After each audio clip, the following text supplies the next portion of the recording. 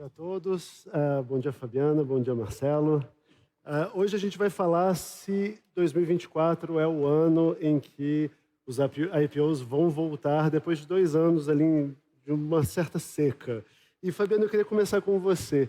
Eu queria que você pintasse para a gente um pouco o cenário pré e pós-pandemia, o que mudou no mundo dos IPOs e por que a gente está nessa seca e se esse ano é o ano em que a gente vai sair dela. Claro, bom dia. Prazer estar com vocês aqui. Prazer, Marcelo. Acho que é importante dizer que o IPO é o momento em que as companhias, teoricamente, deveriam ter atingido maturidade, estarem prontas para, em captando um investimento relevante, poderem fazer uma expansão, tanto em produto quanto em mercados, mas prontas e entendendo o que significa o mercado de ativos líquidos, né? O mercado de ativos líquidos, tanto no Brasil quanto no exterior, é um mercado que entrega resultados a cada 3 meses. As startups e as empresas de tecnologia, sobretudo, apoiadas por capital de risco, né, o que a gente chama de venture capital backed, elas captam valores, recursos, para fazer uma primeira jornada de 18 a 24 meses, erram pra caramba, mas não estão preparadas para entregar resultados de 3 em 3 meses.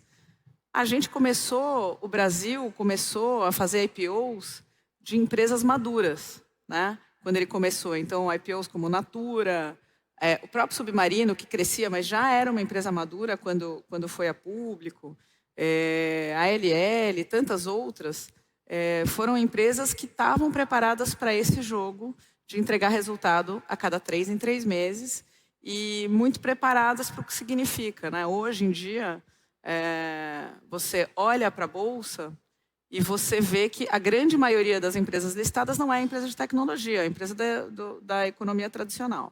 Então, o que aconteceu durante o período que antecedeu e sucedeu um pouquinho a pandemia é que o governo baixou a taxa de juros, injetou muito dinheiro na economia, o mercado reagiu de uma maneira muito positiva, claro, né, pela injeção, inclusive, de recursos na economia. Não tem como você não ver o resultado disso, de uma política macroeconômica desse porte. E os valuations skyrocketed, né, subiram enormemente. Porém, logo que o governo brasileiro começou a perceber os efeitos daquela bonança, também veio acompanhada a inflação. E, para isso, ele agiu rápido, né, mais rápido, inclusive, do que nos Estados Unidos, em outros países, subiu a taxa de juros. E a subida da taxa de juros, a gente sabe, tem uma correlação negativa com o desempenho da economia, porque as pessoas acabam se endividando menos e gastando menos, né? Então, o resultado das empresas de varejo, sobretudo que sofreu muito, inclusive, em 2023, 2022, desabou. Ao desabar, o investidor de venture capital, ele vai olhando e ele vai fazendo a conta, né? A empresa listada tem o seu valuation piorado, a empresa de late stage, o investidor que entra ali, ele percebe que ele não vai ter retornos grandes no IPO, então ele também faz cheques menores e valuations menores, o de growth a mesma coisa, o de early stage a mesma coisa, e isso tudo vai sendo um efeito dominó na cadeia, né? Então, o que a gente viu após após a pandemia, foi uma derrocada, um derretimento tanto das bolsas lá fora quanto da Bolsa Brasileira. E a Bolsa Brasileira tem um agravante. Só existem 200 empresas listadas na B3, né? Então, o mercado é pequeno, há uma falta de liquidez considerável. E quando você faz um investimento num IPO de uma empresa de tech que não performa e você quer sair, você não consegue sair, porque não tem liquidez suficiente para isso. Então, a ação sofre muito. E, em função disso, eu acho que a gente pode citar alguns casos, depois que o Marcelo falar, acho que a gente pode bater um papo sobre isso. O que acontece é que se uma empresa que já não está preparada para entregar resultados de 3 em 3 meses e ainda está numa fase imatura, um mercado com um juro alto, uma governança amarrada, o empreendedor não está preparado para isso, então você tem a tempestade perfeita, né? Passado esse momento, a gente está vendo a gente estava vendo um viés até semana passada de queda da taxa de juros, mas esse viés já arrefeceu, acho que vocês, melhor do que eu, sabem isso. E não vemos essas perspectivas, e aí já passando para o Marcelo, com tanto, não é nem um cautious optimism, né? É um realism de que os IPOs não estão tão próximos assim. Pois é, Marcelo, a gente estava conversando aqui no evento anteontem, eu acho, e você até comentou que você é um cético de IPOs para startups aqui no Brasil e até na América Latina como um todo, que você acha que M&As são saídas mais apropriadas. Eu queria que você dividisse com a audiência um pouco por que você acha isso, o que falta ainda de maturidade no mercado brasileiro e por que talvez não seja a melhor opção para uma empresa de tecnologia ou uma startup aqui? Eu acho que para o público de startups empreendedores que está com a gente, é muito legal ser um unicórnio. E vocês acreditem em mim, não é tão legal ser uma empresa aberta. Como a Fabiana falou, você tem uma série de obrigações e demandas que realmente fazem a sua vida muito mais complexa do que ela era antes de você fazer um IPO. E eu costumo dizer o seguinte, que o empreendedor constrói uma empresa e consegue vender essa empresa aí por, sei lá, 500, 600 milhões de reais, é um mega sucesso, é um sucesso absurdo. E é dinheiro pra caramba, né? Vamos combinar que todo mundo sai rico da história, que no fundo, também sendo super sincero, Venture Capital procura empreendedores que querem ser ricos, que querem fazer grandes empresas e que querem escalar o negócio. E isso é uma característica do nosso mercado. É muito legal você ter uma empresa média que te dá satisfação, seja ela pessoal ou financeira, mas o empreendedor que vai para o Venture Capital é um empreendedor que quer fazer uma coisa muito grande. E existe uma pesquisa, que a última atualização dela foi 2020, mas certamente não mudou muito, no mercado americano de VCs, né, de startups, de 1965 a 2020, 96% das saídas foram em M&A, 4% das saídas foram em IPO. E desses 96%, 85% aconteceram entre 100 e 200 milhões de dólares. Então, na verdade, o IPO é a exceção. O IPO é a aposta, é a exceção, é aquela empresa que se destacou muito mais do que as outras. E aí o meu ceticismo ele vem com dois motivos, né? O primeiro é o seguinte, uma empresa que é puramente brasileira, ela vai ser uma grande empresa e ela vai ser vendida. A Bolsa Brasileira não abre oportunidades, né, para empresas brasileiras de tecnologia fazerem IPOs. E para você fazer um IPO fora do Brasil, você tem que ser uma empresa internacional. O sucesso das empresas brasileiras que realmente conseguiram fazer IPOs e que foram bancadas por Venture Capital é porque elas se transformaram em empresas globais. Eu acho que a Vetex é o nosso grande exemplo, né? Então, uma empresa brasileira que não tem a ambição de se tornar global, não tem pelo menos a ambição de se tornar uma grande empresa regional, ela não tem chance de fazer um IPO em Nasdaq, né? A gente vê empresas muito mais maduras fazendo isso, mas o meu ceticismo vem e o meu otimismo com o M&A é inversamente proporcional ao meu pessimismo com o IPO. Eu acho que o Brasil, por outro lado, toda semana a gente lê uma notícia de alguma empresa que foi comprada, né? E esse aqui é isso que realmente movimenta o mercado de startups. E, Fabiana, você comentou sobre os valuations que aumentaram muito recentemente. Aumentaram demais. A gente vê alguns casos de empresas com valuations incríveis e que pouco tempo depois do IPO as ações derreteram, né? Então, por que isso aconteceu? Foi um problema de valuation? Foi um problema de expectativa dos investidores que não necessariamente levam em conta o que você falou, a dinâmica de uma startup, de uma empresa de tecnologia, que não é necessariamente igual àquelas empresas clássicas na Bolsa? Acho que teve de tudo, né? Então, com a injeção do dinheiro na economia, na época da Covid, tinha muita animação no mercado, as empresas realmente estavam super hypadas. Eu acho que também a gente tem, de um lado, o empreendedor querendo fazer acontecer e o investidor querendo seus retornos. e o banco querendo suas comissões. É normal, todo mundo precisa viver.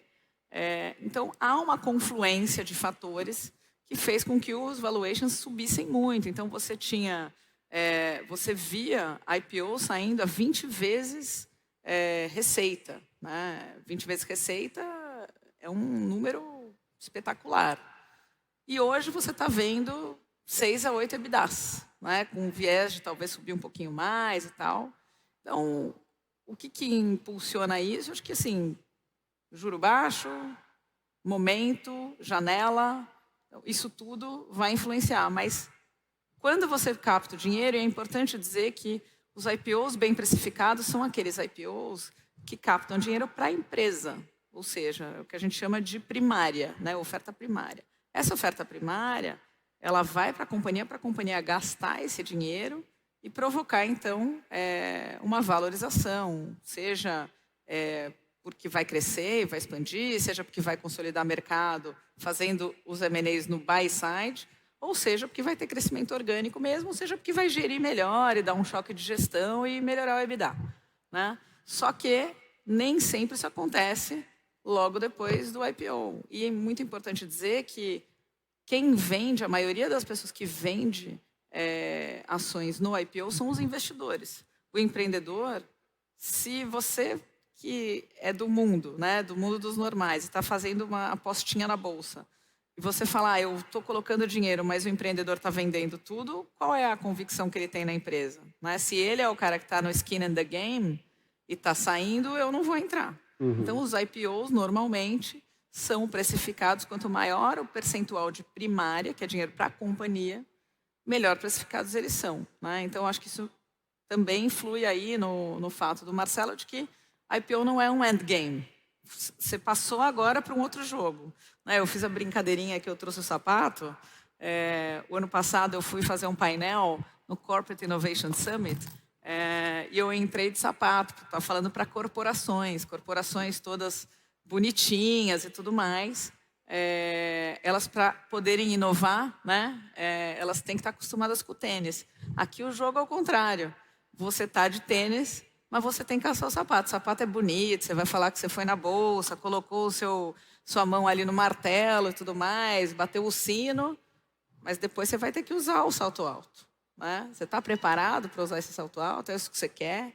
E a gente vê que muitos empreendedores adoram falar de IPO porque o valuation é maravilhoso, mas depois que eles têm que andar de salto alto, não é assim tão cômodo. Né? E, por exemplo, dando um exemplo de Nubank, Nubank, quando fez o IPO, a ação começou a cair. Agora teve uma recuperação, mas começou a cair. E aí o Davi Vélez falou, olha, gente, mas vocês não estão entendendo, eu preciso fazer um investimento na Colômbia. Eu não vou dar resultado. Mas, Davi, pensa o seguinte, não é o investidor que tem que entender isso. Na verdade, ele é um investidor de ativo líquido, ele quer liquidez. Se ele fosse investidor de ativo ilíquido, ele estava fazendo private equity, ele estava fazendo venture capital. Então, a expectativa do investidor fazendo investimentos na bolsa é resultado de 3 em 3 meses. Ele não quer saber se você vai dominar o mundo daqui a 50 anos. Ele quer saber quanto que vai ganhar o dinheiro dele daqui a 3 meses. Então... Agora, vocês comentaram sobre isso, o que é necessário para uma empresa para ela fazer um IPO e ter sucesso. Então, eu queria que você dividisse um pouco com os empreendedores que estão aqui. Quais são os custos, o que precisa, em que casos, por exemplo, apesar de você ser um cético dos IPOs para empresas brasileiras, mas em que casos você recomendaria que esse fosse o caminho que a empresa seguisse? Acho que você tem que tem que mirar nas estrelas para você conseguir voar alto. Né? Quem mira baixo, voa baixo, quem mira alto, voa alto. E se o empreendedor realmente está construindo um business global, onde você tem essa necessidade de capital, de crescer, quer dizer, dominei o Brasil, agora eu dominei a América Latina, agora entrei na Europa, comecei um negócio nos Estados Unidos, e essa cultura está permeada. Outro grande exemplo brasileiro na área de tecnologia é a CIT, que é uma empresa que eu admiro demais, uma empresa global. Entrar na bolsa e você passar a ter financiamento, né, que a grande vantagem quando você entra na Bolsa de Valores é que se você é uma boa empresa, você tem facilidade de levantar dinheiro. muito mais facilidade do que você tem de levantar dinheiro do que normalmente na nossa vida pré-IPO, na nossa vida de capital fechado. Então, essa eu diria que é o grande drive, né? Então, eu me tornei uma empresa global, agora eu quero expandir para a Ásia, que é um investimento, eu quero, como a Fabiana falou, consolidar o mercado, quero comprar concorrentes, é muito mais fácil você se financiar. E, obviamente, né, dentro do jogo do Venture Capital, que é um casamento com data marcada, né, a gente quer sair. E chega um momento que os investidores começam a pressionar o empreendedor de dizer, olha, acabou o nosso tempo, a gente tem que arrumar uma saída, né? E essa saída pode ser a Bolsa de Valores, naqueles 4% da exceção dos mega sucessos, ou pode ser numa venda dos outros 96%, que é onde a gente realmente acredita que as saídas acontecem. E as empresas vão continuar, podem continuar com novos investidores e capital fechado, e todo mundo ser muito feliz com isso, como elas podem chegar, ou elas podem ser vendidas para uma grande corporação e o empreendedor se torna aí um entrepreneur, né? Vai cumprir aí o seu tempo ali na corporação e certamente vai voltar para empreender de novo, ou vai se transformar numa companhia aberta. Esse é o dilema, esse é o grande dilema do empreendedor. Mas realmente essa visão global ela tem que estar presente no DNA do grupo de empreendedores, porque senão não funciona. E tem algum setor que você acha mais bem preparado para esse passo? Acho que a tecnologia, o setor de tecnologia, de startups em geral, falando especificamente de tecnologia, não o que a gente chama de empresas da economia real que usam tecnologia, não são empresas de tecnologia, né? Tecnologia é você crescer de 1 milhão de clientes de um dia para o outro. E que o cloud permitiu que isso acontecesse, né? Então isso é exponencialidade, essas empresas, qualquer tecnologia, qualquer aplicativo, software, sistema que possa ter esse tipo de exponencialidade, de aumento de clientes com muita velocidade, são candidatos. Agora, de novo, eu repito muito, porque o empreendedor brasileiro tem essa característica de que, pô, o Brasil é tão grande, para que eu vou pensar na América Latina, né? Se você pensa em IPO, pense em América Latina, no mínimo. Pense em cruzar os Andes e comece a aprender espanhol. É o mínimo que você pode fazer para pensar em um IPO. E, Fabiana, eu vou te pedir um pouco de futurologia. Fala-se muito que talvez no segundo semestre esse mercado de IPOs vai esquentar um pouco, quando as condições macroeconômicas vão estar um pouco menos incertas e, queira Deus, mais positivas. Quando que você vê esse mercado se recuperando mais? A minha bola de cristal, como eu tive que trazer o sapato, eu tive que deixar a bola de cristal ali atrás. Mas na base das conversas que eu tive com banqueiros em preparação para esse nosso papo, todos eles esperam que haja uma retomada no Q4, né, desse ano, ou no Q1 de 2025.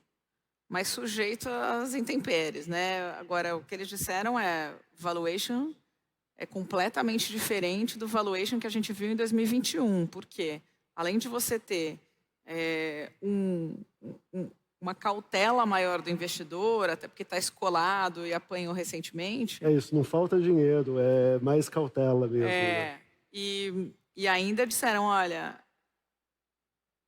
para você ter um IPO, não vão ser os IPOs menores que a gente viu acontecer nos últimos anos que sucederam a pandemia. Então, eles entendem ali que o nível de listagem, né? Porque é importante dizer que a conta se faz de trás para frente. Então, quanto de liquidez é o mínimo que eu preciso ter no mercado para que o resto da companhia tenha um valuation adequado. Então, eles falam, eu quero que tenha pelo menos 700 milhões de dólares lá fora de liquidez, ou seja, isso significa 20% do float, né? Então, o float é 20%, pelo menos. Então, para você ter 20% de float, estes 20% deveriam significar 700 milhões, ou seja, nós estamos falando aí de 3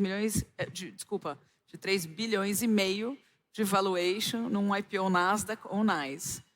E já no Brasil, pelo menos 1 bi de float, o que significa 5 bi de valuation total da companhia para justificar um IPO nos próximos anos, né? Eles não querem mais fazer aqueles IPOs que saíram aí a 300 milhões, 400 milhões, que eles entendem que depois o valor que está transacionado no mercado, que é as ações que a gente chama de float, depois não tem liquidez nenhuma, não tem relevância nenhuma, e é muito pesado, porque se você pensar que você tem que ter um departamento de relações com investidores, uma auditoria robusta, um CFO preparado, os custos todos de preparação de todos os reportes e relatórios periódicos, formulário de referência, é muito caro. Você pensa aí de 10 a 20 milhões por ano, pelo menos no Brasil, para manter essa estrutura, né?